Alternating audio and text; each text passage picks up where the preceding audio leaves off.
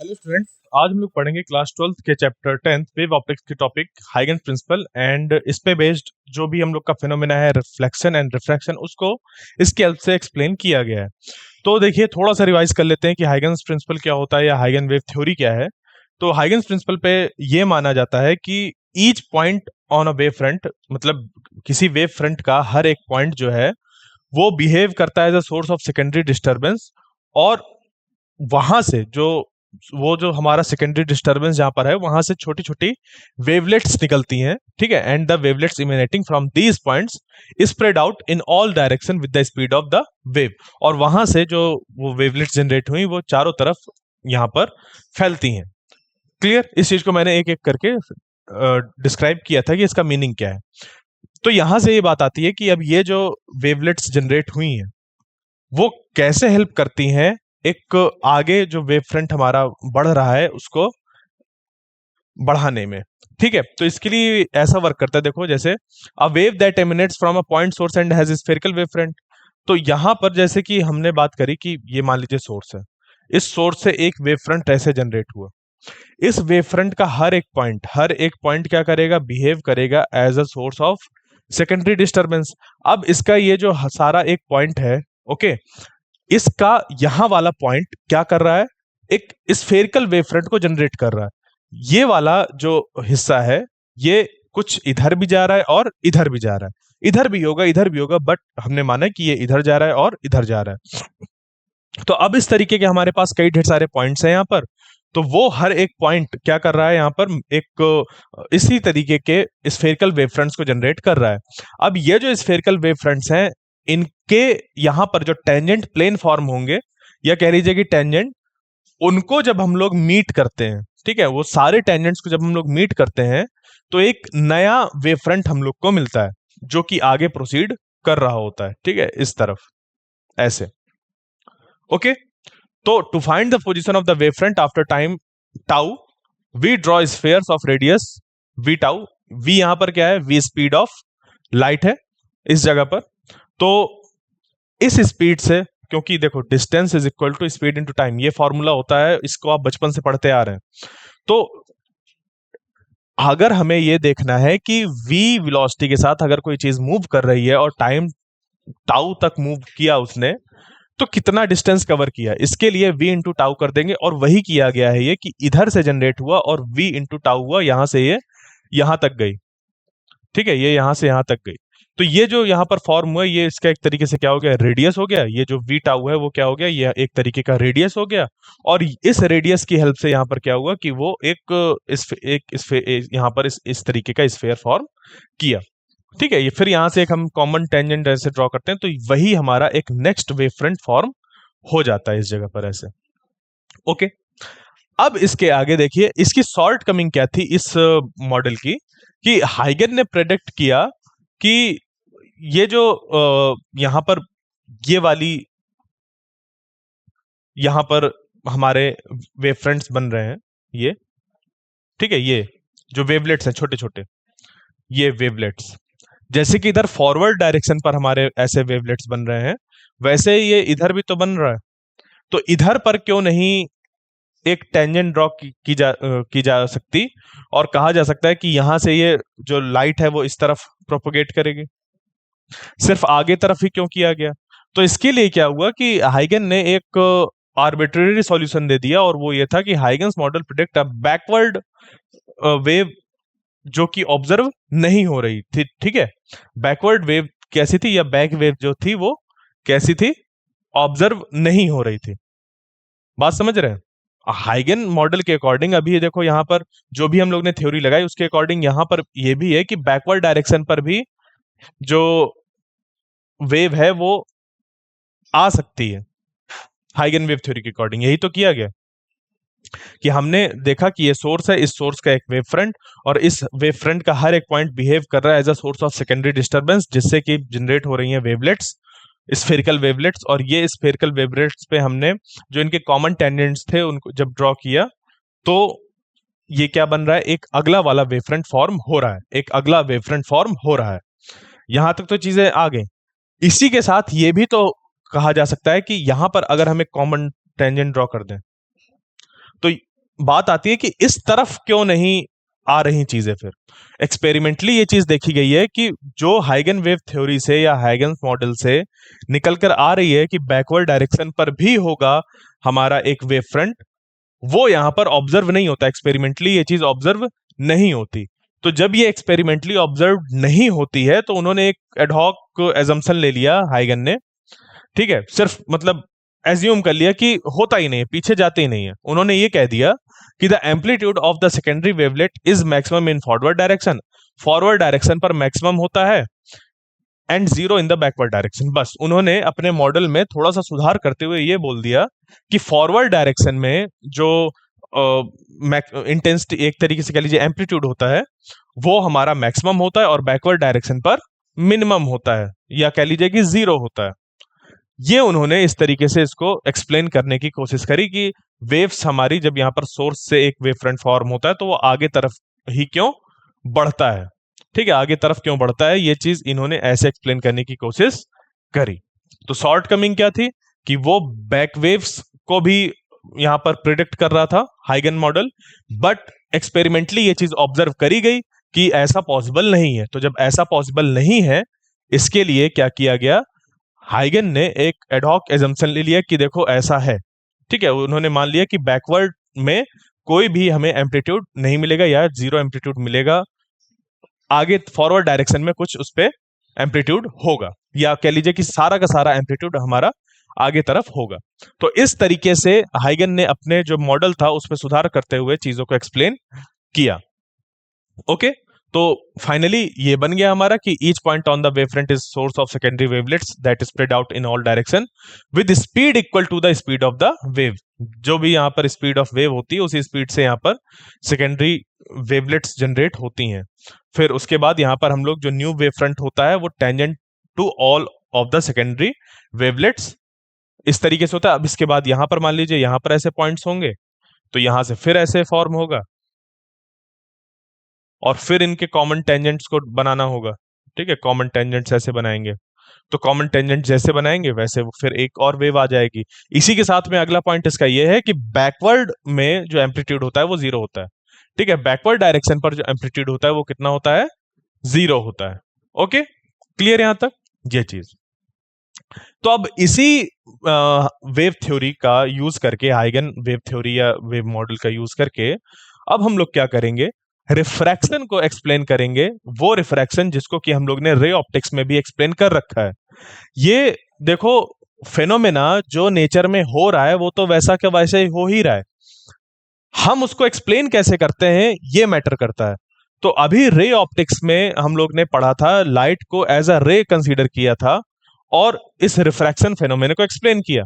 यहां पर हम लोग क्या करेंगे कि लाइट को एज अ वेव कंसीडर करेंगे, वो आगे बढ़ रही है एज अ वेव फ्रंट ऐसा कंसीडर करेंगे, फिर उस वेव फ्रंट को फॉल कराएंगे किसी इंटरफेस में और फिर कैसा उस पर रिफ्रैक्शन होगा वो चीज फाइंड करेंगे। ओके, तो when a wave moves from one medium to another its speed changes. इस चीज को तो हम लोग ने रे ऑप्टिक्स में बखूबी पढ़ा है कि एक मीडियम से दूसरे मीडियम पर जाने में जो स्पीड होती है लाइट की वो डिफरेंट होती है। कांस्टेंट क्या होता है, कांस्टेंट क्या होता है, कांस्टेंट होता है हम लोग का फ्रीक्वेंसी, ठीक है, कांस्टेंट जो होता है वो होता है फ्रीक्वेंसी। फ्रीक्वेंसी किसी भी मीडियम पर जाया जाए वो हमेशा ही कांस्टेंट रहती है।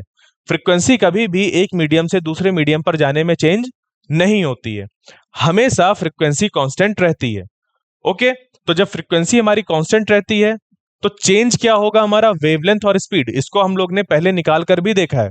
जब एक मीडियम से दूसरे मीडियम पर वेव जा रही है और उसकी फ्रीक्वेंसी कांस्टेंट है तो चेंज क्या होगा, वेलोसिटी और लेमडा अपने आप को ऐसे चेंज कर लेंगे ताकि जो इस फ्रीक्वेंसी की वैल्यू है वो कांस्टेंट बनी रहे।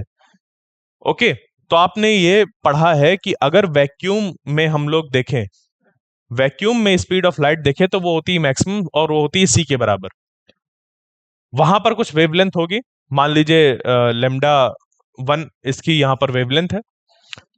तो जब लाइट एंटर करेगी किसी दूसरे मीडियम पर तो यहां पर क्या होगा, इस मीडियम का रिफ्रैक्टिव इंडेक्स ज्यादा है तो इसकी जो वेलोसिटी मान लीजिए यहाँ पर लाइट की जो है वो है v, और वेवलेंथ इसकी जो होगी वो होगी λ2। होगा क्या, यहां पर लैम्डा डिक्रीज होगा, ये जो λ1 है यहां से λ1 से कम वैल्यू होगी λ2 की। क्यों? क्योंकि देखो स्पीड ऑफ लाइट तो घट रही है, स्पीड ऑफ लाइट तो घट रही है, और स्पीड ऑफ लाइट अगर घट रही है तो वेवलेंथ को भी घटना होगा, ताकि ये पूरी वैल्यू जो रहे वो कांस्टेंट रहे, क्योंकि वेलोसिटी डिवाइडेड बाय वेवलेंथ हम लोग ये कंसीडर कर रहे हैं। ओके, तो c divided by λ1 is equal to यहां पर v डिवाइडेड बाय λ2। ये हमारा यहां पर कैसा रहा, कांस्टेंट रहा। क्लियर, समझ पे आई बात? तो ये चीज ऐसे हमारा फॉर्म होता है। तो अब इसी चीज को हम लोग यहां पर इस्तेमाल करेंगे, पहला तो ये, दूसरा हाइगन वेव थ्योरी या हाइगन प्रिंसिपल, और इसी के हेल्प से हम लोग यहां पर चीजों को फाइंड करेंगे। ठीक है, तो लेट अस सपोज हमारे पास क्या हो रहा है कि एक इंसिडेंट जो वेव फ्रंट है वो कैसा है, एक प्लेन वेव फ्रंट है, और वो प्लेन वेव फ्रंट यहां पर फॉल हो रहा है। ऐसा बना दिया हमने प्लेन वेव फ्रंट, और ये प्लेन वेव फ्रंट क्या हुआ है, फॉल हुआ। तो ध्यान दीजिए यहां पर क्या है कि ये एक इंटरफेस है, ये जो है ये एक इंटरफेस है। इंटरफेस यानी कि एक मीडियम ये इधर है पूरा, एक मीडियम इधर है पूरा, और एक मीडियम हमारा इस तरफ है। ठीक है, एक मीडियम हमारा इस तरफ है पूरा। ठीक है, इसी को हमने क्या किया है, सॉल्ट ऐसे करके बना लिया है डायग्राम, कि इस तरफ हमारा एक मीडियम है और एक मीडियम ऊपर है। लाइट जो है वो ऊपर वाले मीडियम से आ रही है, यानी कि मीडियम 1 से आ रही है। इसको प्रॉपर नाम दिया गया क्या, मीडियम 1 से हमारा जो लाइट है वो आ रही है। अब लाइट को यहाँ पर कंसीडर किया गया है एज अ वेव, तो हम ये कहेंगे कि इस पे ऐसा वेव फ्रंट आ रहा है। अब वेव फ्रंट माना गया, कहां से आ रहा है, बहुत दूर से आ रहा है, तो एक जो वेव फ्रंट का शेप होगा वो कैसा होगा, एक प्लेन वेव फ्रंट होगा। कैसा होगा, प्लेन वेव फ्रंट होगा। तो यहां पर हमने माना कि जो इंसिडेंट वेव फ्रंट है वो कैसा है, हमारा एक प्लेन वेव फ्रंट है। तो देखिए ये एक वेव फ्रंट है, ये एक वेव फ्रंट है, ये हमने मान लिया कि ये एक वेव फ्रंट है,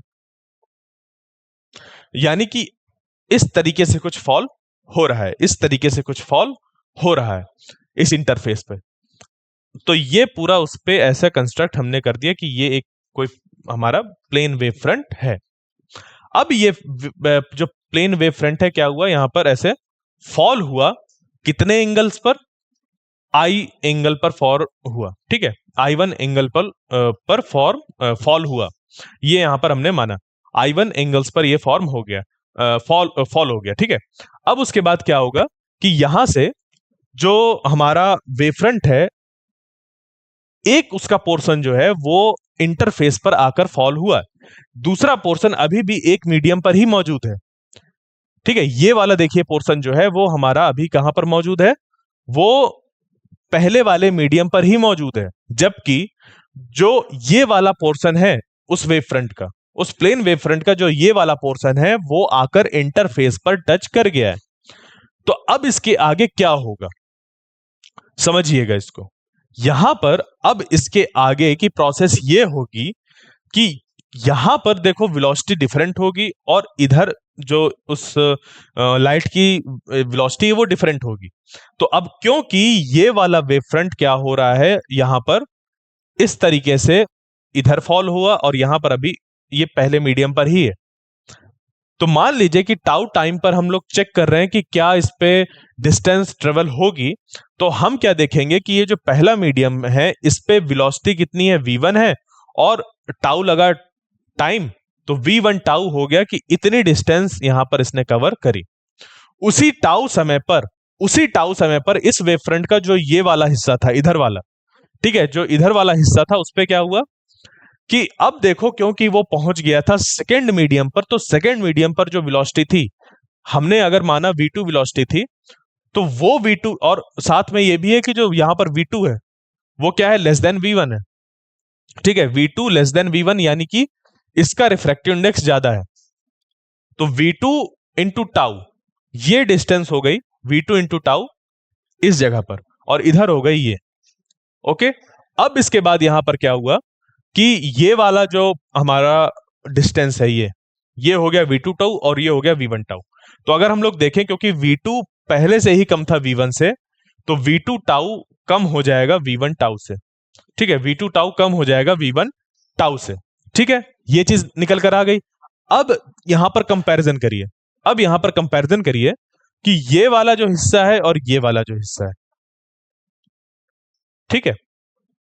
तो देखिए यहां पर क्या हुआ कि अब क्योंकि इसने यहां पर डिस्टेंस कवर करी है टाउ समय पर, और यहां पर टाउ समय पर इसने कुछ ज्यादा डिस्टेंस कवर करी है एज कंपेयर टू दिस, तो यहां पर यहां से लेकर यहां तक जो हमारी लेंथ हो गई वो हो गई v2 टाउ, ये हो गई v1 टाउ। तो अब यहां से हम क्या करेंगे, ये जो यहां पर ऐसा फॉल ये आया, यहां से इसको ऐसे एक लाइन से ड्रॉ कर देंगे जो कि बन जाएगा नेक्स्ट वेव फ्रंट। ठीक है, क्या बन जाएगा, ये नेक्स्ट वेव फ्रंट हम लोग को मिल जाएगा। देखिए इस पे भी वही बिल्कुल सेम प्रोसेस करी हम लोग ने जो पिछले वाले में करी थी। जैसे जैसे हम लोग ऐसे बना रहे थे, तो इसमें भी तो हम लोग ने यही किया था कि यहां पर ऐसे सोर्स कंसीडर करे थे, और इन सोर्सेस से जो वेवलेट्स थी वो जनरेट हो रही थी विद वेलोसिटी v, और t2 टाइम तक वो यहां पर पहुंच गई थी। वही चीज यहां पर हम लोग ने करी है, बट क्योंकि इंटरफेस मौजूद है, यहां पर दो मीडियम मौजूद हैं, तो डिफरेंट डिफरेंट मीडियम पर ये चीज हुई। उसी समय पर इधर हुआ और उसी समय पर इधर हुआ, यानी कि उस वेव फ्रंट का कुछ हिस्सा अलग तरीके से बिहेव किया और दूसरा हिस्सा अलग तरीके से बिहेव करा, जिसकी वजह से हुआ क्या कि अब यहां पर हम देख पा रहे हैं कि ये वेव फ्रंट यहां पर मुड़ गया। वैसे अगर इसको देखा जाए, वेव फ्रंट को जाना चाहिए था इस तरीके से, यानी कि अगर वेव फ्रंट ऐसे जा रहा था वो ऐसे हो गया कुछ। ठीक है, वेव फ्रंट जो ऐसे जा रहा था वो कुछ ऐसे हो गया। यहां तक तो समझ पे आया ना। तो ये अब जैसा हो गया, ये चीज क्या दिख रहा है, क्या दिख रहा है, अगर यहां पर हम लोग देखें इस नॉर्मल से, तो हमें ये मिला कि जो लाइट है वो टुवर्ड्स द नॉर्मल बेंड हो गई, टुवर्ड्स द नॉर्मल बेंड हो गई। तो हाइगन प्रिंसिपल से ये चीज एक्सप्लेन हो पा रही है, जो कि हमारा होता है किस पे, रिफ्रैक्शन के केस में होता है। रिफ्रैक्शन में यही तो होता है ना कि when light goes from one medium to another, it bends और go away from the normal.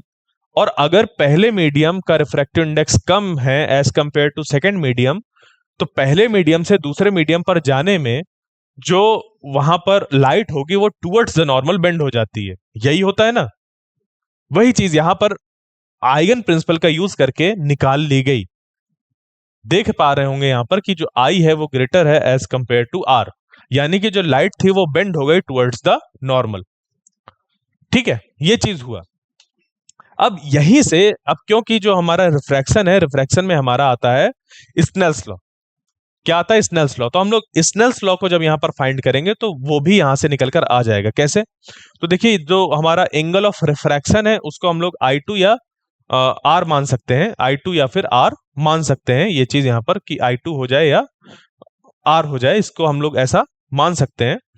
तो अब हो गया कि मान लीजिए कि I1 है ये और ये I2 है। ठीक है, ये I1 है और ये I2 है। अब इनके बीच में होगा क्या कि हम लोग ने ये दो ट्राइंगल्स कंसीडर किए।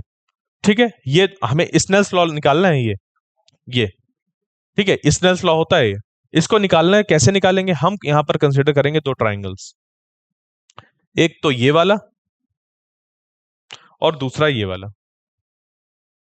ठीक है, तो यहां पर अगर आप लोग देखें गौर से तो क्या है, यहां पर ये जो दो ट्राइंगल्स हैं वो कैसे हैं हमारे, वो ट्राइंगल्स कैसे फॉर्म हो रहे हैं, यहां पर सिमिलर ट्राइंगल्स फॉर्म हो रहे हैं। क्यों, क्योंकि ये वाला जो है, ये वाला एंगल, ये वाला एंगल हमारा सेम है। ठीक है, ये वाला एंगल यहां पर सेम है 90 डिग्रीज। ओके, फिर उसके बाद जो ये वाली लेंथ है हमारी, ये वाली लेंथ, ये हमारी v1 टाउ है और यहां पर ये v2 टाउ है। ओके, ये v1 टाउ और ये v2 टाउ। ठीक है, ये वाली जो साइड है वो हमारी कॉमन है। ठीक है, ये वाली साइड जो है वो कॉमन है। ठीक है, ये चीज, तो यहां पर हमारे दो सिमिलर ट्राइंगल्स फॉर्म हो रहे हैं, एक तो ये वाला और दूसरा ये वाला। ठीक है, ये दो हमारे सिमिलर ट्राइंगल्स फॉर्म हो रहे हैं। क्यों, क्योंकि यहां पर एक एंगल जो है वो 90 डिग्रीज का है। ठीक है, एक जो एंगल है वो 90 डिग्रीज का है और जो ये साइड है वो कॉमन है। ठीक है, ये दो चीजें हुई हमारे पास। अब इस पे हमने यहां पर ये देखा कि इसको डिवाइडेड बाय ये हम कर सकते हैं। अगर ये दो सिमिलर ट्राइंगल्स है हमारे पास तो ये डिवाइडेड बाय ये किया जा सकता है। तो इसको जब हम लोग करेंगे तो v1 tau divided by v2 हो जाएगा और ये निकल कर आ जाएगा। ठीक है, या फिर अगर आप चाहें तो इसको ऐसा भी कर सकते हैं कि ये एंगल हमारा फॉर्म हो रहा है कितना, 90 डिग्रीज। ठीक है, क्या फॉर्म हो रहा है, 90 डिग्रीज। और ये वाला जो एंगल है, ये वाला एंगल है आई। ठीक है, इसको I1 नाम दे दीजिए, और ये R है, इसको I2 नाम दे दीजिए। ठीक है, अब ये वाला जो राइट एंगल ट्राइंगल है, ये वाला जो राइट एंगल्ड ट्राइंगल है, ठीक है, यहां पर अगर आपको सिमिलर ट्राइंगल्स नहीं समझ पे आ रहे हैं तो आप क्या करिए, यहां पर ये जो दो राइट एंगल ट्राइंगल्स हैं इस पे ट्रिग्नोमेट्री का यूज करिए। तो क्या होगा कि साइन आई वन जब हम लोग निकालेंगे, साइन आई वन कितना हो जाएगा हमारा, परपेंडिकुलर अपॉन हाइपोटेनस। तो परपेंडिकुलर कितनी है, V1 टाउ। ठीक है, और हाइपोटेनस कितनी है, AC।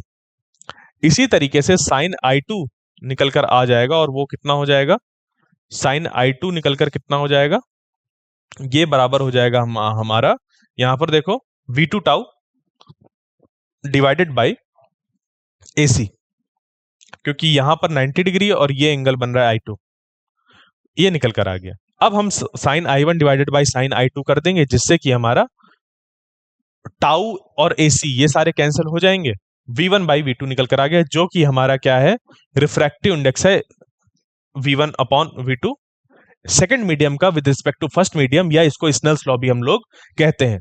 तो क्या किया हम लोग ने, हाइगन वेव प्रिंसिपल का यूज करके स्नेल्स लॉ को फाइंड कर लिया, जो कि हमारा एक एक्सपेरिमेंटली ऑब्जर्व इक्वेशन है। ओके, तो इस तरीके से चीजें निकलकर आ गई। अब इस पे हम लोग क्या करेंगे, आगे रिफ्लेक्शन को फाइंड करेंगे। ठीक है, यहां पर रिफ्लेक्शन को ऑब्जर्व करेंगे। तो रिफ्लेक्शन के लिए क्या होता है कि जैसे कि आप यहां पर देख रहे होंगे कि ये जो हमारा फिगर है, ठीक है, इस फिगर में क्या होगा कि मान लीजिए कि हमारे पास ये एक इंटरफेस है।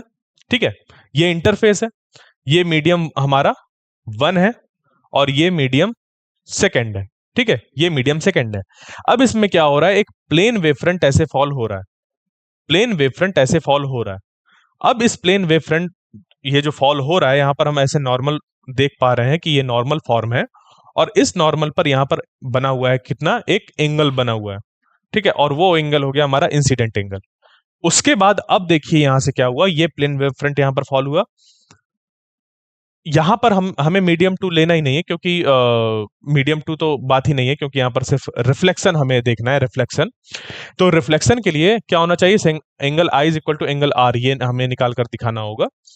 तो ये ऐसे लाइट हुई। अब यहां से क्या होगा, इस पॉइंट के बाद ये वाला जो पोर्शन होगा वेव फ्रंट का, वो आगे बढ़ेगा।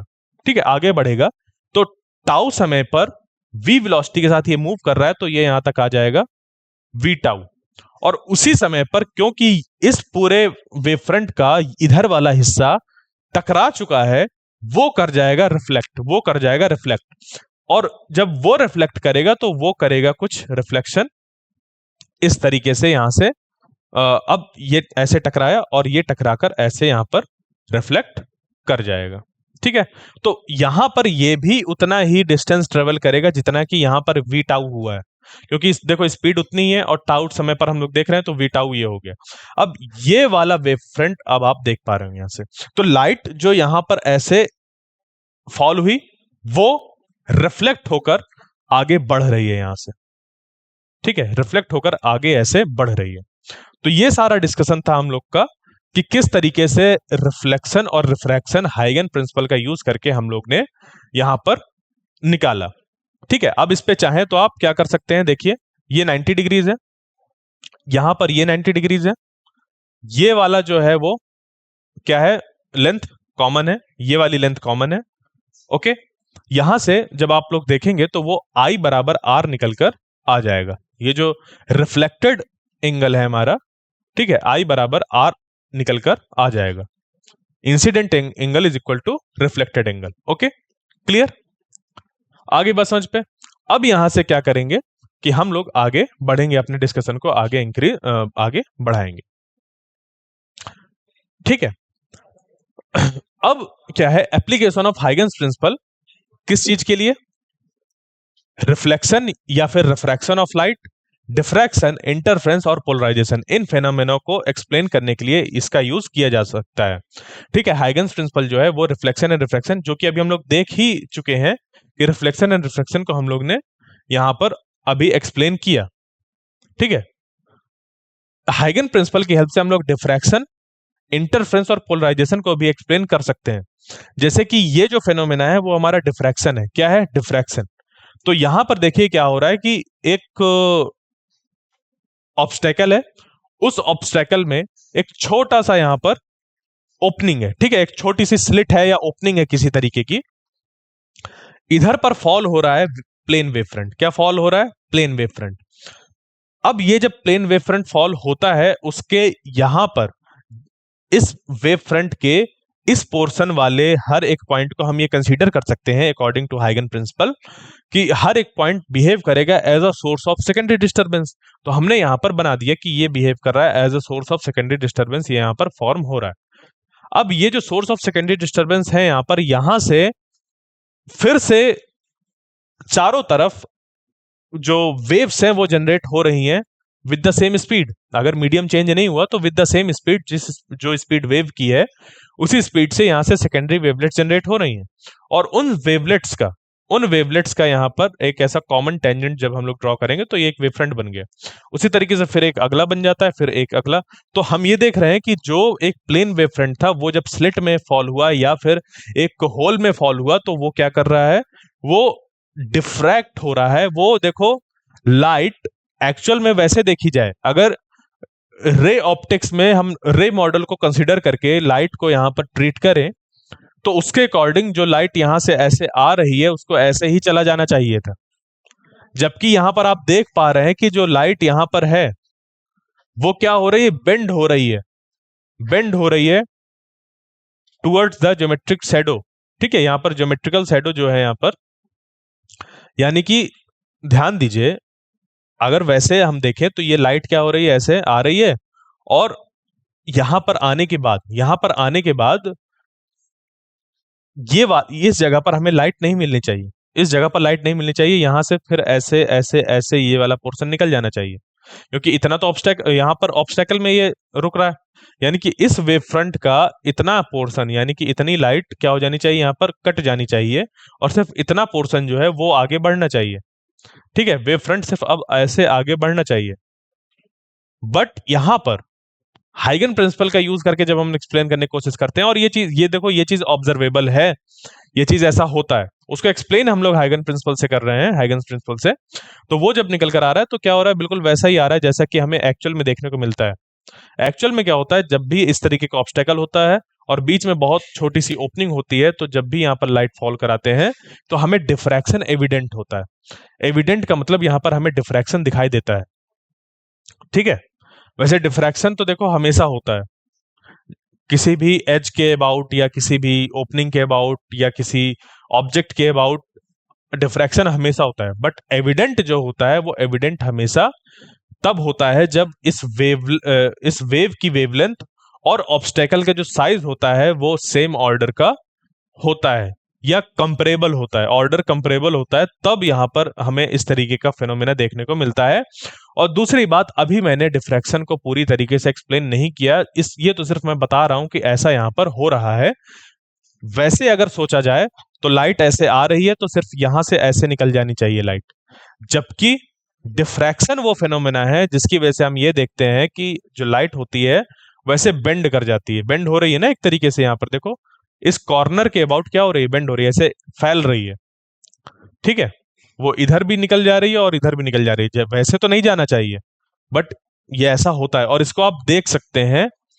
आपने अब ऑब्जर्व किया हो या ना किया हो, बट कभी आपने गर्मियों के मौसम में कमरे की लाइट वगैरह बंद करके सोए हो और जो रोशनदान होते हैं, ठीक है, तो नए घरों पे वैसा फॉर्म बहुत लोग नहीं बनवाते हैं, बट जो रोशनी के लिए ऊपर छोटे से दीवार में जगह छोड़ी जाती है, तो अगर अगर आप गौर करें तो वहां से निकलने वाली जो रोशनी होती है वो कैसी दिखाई देती है? छत में जो रूफ है आपकी, ठीक है, जहां पर आपका सीलिंग फैन लगा होता है उस लेवल पर ही यहां पर ये होते हैं। मतलब आपकी जो दीवार होती है वो कुछ ऐसी होती है। आप मान लीजिए यहां पर ऐसे लेटे हुए हैं और आप देख रहे हैं सीलिंग को ऊपर, ठीक है, ऊपर ये जो सीलिंग बनी हुई है आप इस सीलिंग को देख रहे हैं। तो सीलिंग को जब आप देखते हैं तो सीलिंग पे आपको कुछ दिखाई देता है कि लाइट कुछ इस तरीके से फैली हुई है, ठीक है, यहां से जो लाइट एंटर कर रही है इस रोशनदान से वो ऐसे फैली हुई है, ठीक है, बात समझ पे आई? ऐसा होता है, ऐसा होता है, इस पे आप देख सकते हैं। वैसे तो कैसा होना चाहिए, एकदम सीधा सीधा ऐसे लाइट आ जानी चाहिए, बट ऐसा नहीं होता, लाइट ऐसे फैलती है, अंदर आकर लाइट वो फैलती है। आप अब इस चीज को कहीं पर भी ऑब्जर्व करिएगा, देखिएगा, कोई भी ओपनिंग हो जहां से लाइट आ रही हो वहां पर लाइट जो उसके एजेस होते हैं उसके अबाउट फैल जाती है। क्लियर? तो ये डिफ्रैक्शन का फिनोमेना होता है, ठीक है। तो इस पे अब हम लोग क्या करेंगे, आगे चलकर आगे एक एक चीज को हम लोग पढ़ेंगे। तो तब तक के लिए हम लोग इस क्लास को यहीं पर एंड करते हैं, मिलते हैं नेक्स्ट क्लास में, तब तक के लिए थैंक यू।